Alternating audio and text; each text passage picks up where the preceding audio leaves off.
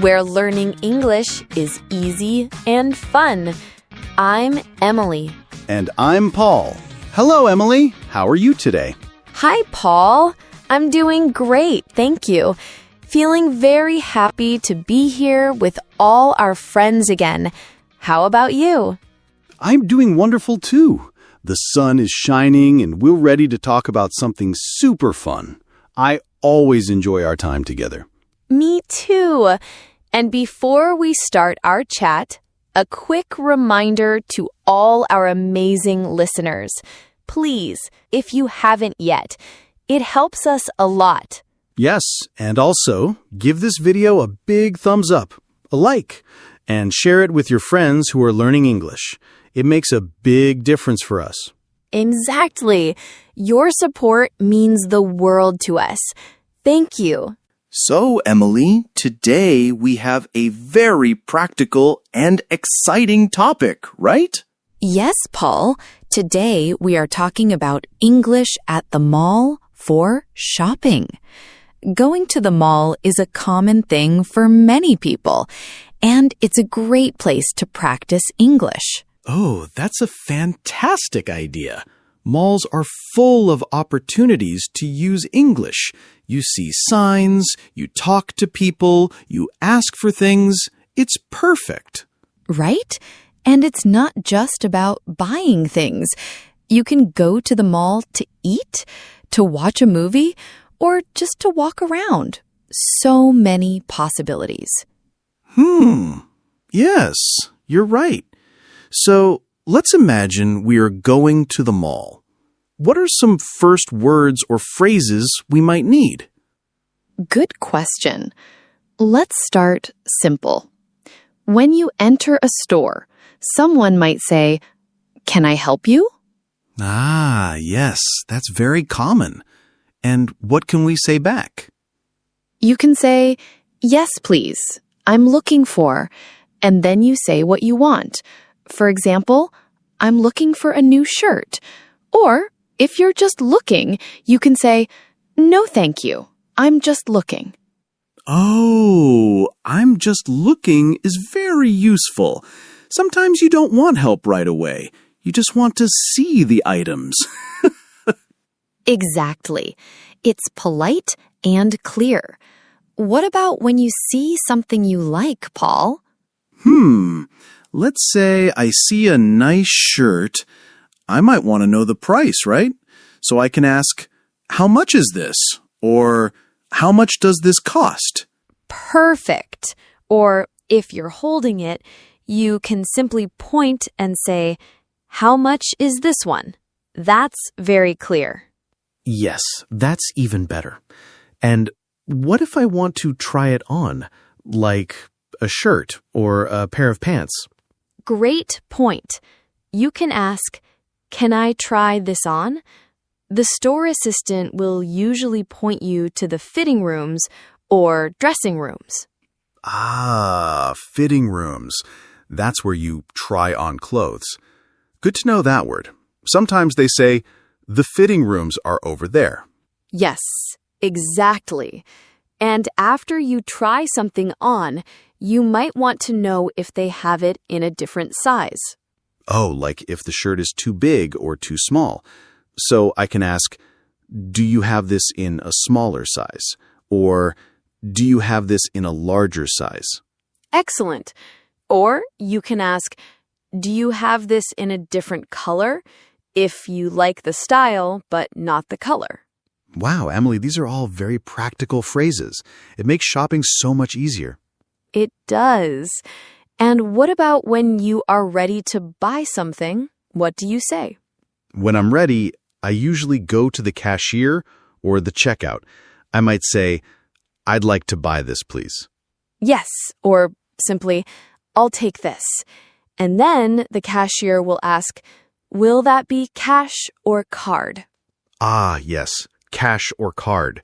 So I can say, "Card, please," if I'm paying with my credit or debit card, or "Cash, please," if I have money in my hand. Very good. And sometimes they might ask, "Do you need a bag?" Especially now, some places charge for bags. Oh, that's true. So I can say, yes, please, if I need one, or no, thank you, I have my own bag, if I'm trying to be eco-friendly. That's a very good answer, Paul. Very thoughtful. And after paying, they will give you the receipt. Ah, the receipt. It's important to keep that, just in case you need to return something. Yes, that's another good point. If you need to return something, you would go back to the store and say, I'd like to return this, please. And they will probably ask, do you have your receipt? So the answer would be, yes, here it is, or no, I'm sorry, I don't have it. Exactly. And they might ask, what's wrong with it? Or why are you returning it? You can say, it's too small, or it doesn't fit, or I don't like the color anymore. That happens. Sometimes you buy something and then you change your mind. It's good to know how to return things. It is. So, we covered buying clothes, but malls also have restaurants and food courts, right? Oh, yes. I love the food court. What kind of English phrases would be useful there? Well, when you go to a restaurant or a food stall, they might ask, what would you like to order? Simple. I can say, I'd like a burger, please. Or, can I have a slice of pizza? Perfect. And they might ask, anything else? And you can say, yes, a soda, please. Or, no, that's all. Thank you. And they will ask for money, right? That will be $29.99, please. Yes, and you can pay with cash or card, just like in the clothing store. And they might say, enjoy your meal.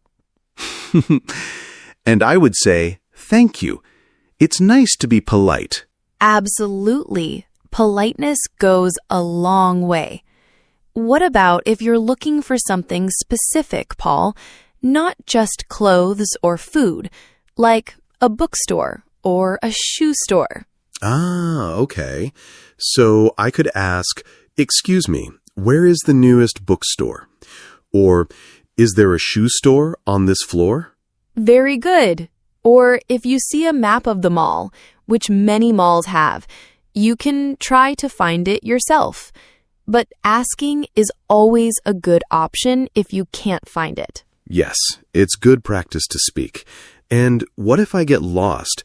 Or if I'm looking for something like the restrooms? Oh, that's very important. You can ask, excuse me, where are the restrooms? Or, where is the bathroom? Right, restrooms or bathroom. And what if I'm looking for an ATM to get some cash? You can ask, excuse me, is there an ATM nearby? Or, where can I find an ATM? Excellent. It's all about asking simple, direct questions. Exactly. And remembering key vocabulary, like store, shop, cashier, fitting room, price, size, color, receipt. These are all very useful words. Yes, they really are. And it's important to remember that people working in the mall are usually very helpful, especially if you try to speak English. That's a great point, Paul. Most people are happy to help, even if you make a few mistakes. The most important thing is to try. Yes, try and don't be afraid. Every time you speak, you learn more. Absolutely. And practicing in a real-life situation like a mall makes it much more memorable. You connect the words with the experience. So true. Let's think of some other scenarios. What if you're with a friend and you want their opinion on an item? Ooh, that's fun. You could hold up a shirt and ask your friend, "What do you think of this?" Or, "Does this look good on me?" And your friend might say, "Yes, it looks great." Or, maybe try a different one. Yes, exactly. Or they might say, "The color is nice, but it's too big." So you're using all those words we just learned. It all connects. It's like a puzzle. What if I want to know about sales or discounts? That's always good. Ooh, great idea. You can ask, "Is this on sale?" Or, "Do you have any discounts today?" And sometimes stores have signs that say sale or discount or special offer. It's good to look for those. Yes, reading the signs is also a form of practice. Even if you don't talk to anyone, you are reading English. That's a great point, Emily. Reading signs, looking at prices, understanding descriptions on product tags, it's all learning. And sometimes, store assistants might try to help you find something. They might ask, "What are you looking for?" Or, "Can I show you something?" So I can answer, "Yes, please, I'm looking for a pair of jeans." Or, "No, thank you, I'm good." Perfect. It's all about having those short, clear answers ready. No need for long sentences. And what if I want to know if a store accepts a specific credit card? Like, do you accept Visa? Very practical question, Paul. Yes, you can ask that. Or they might have stickers on the door or at the register showing which cards they accept. Right. So looking around and observing is also part of the process. Yes, learning English is not just about speaking. It's about listening, reading, and observing too. The mall is a perfect place for all of that. So true. And sometimes after you buy something, the cashier might say, "Have a nice day." And you should always say, "You too, thank you." It's polite and friendly. It's all about being friendly and trying your best. No pressure. Exactly. So if you're feeling shy, maybe start by just walking around and reading the signs. Then, when you feel a little more confident, try asking a simple question like, "How much is this?" Step by step. That's a great strategy. And even if you don't buy anything, just the experience of being in an English-speaking environment is valuable. It really is. It builds confidence and helps you get comfortable with the sounds and rhythm of English. So, Emily, any last tips for our listeners when they are at the mall? Yes, my main tip is don't be afraid to make mistakes. Everyone makes mistakes, and it's part of learning. Just speak slowly and clearly. That's excellent advice. And remember, the goal is to communicate, not to be perfect. Exactly. And use gestures if you need to. Point to what you want, or use your hands to show big or small. People will understand. Yes, communication is more than just words. It's about getting your message across. So true. We hope this episode helps all of you feel more confident about using English at the mall. Yes, next time you go shopping, try to use some of these phrases. You'll be surprised how much you can do. Well, that's all for today's episode on English at the mall. We had so much fun talking about this. Me too, Emily.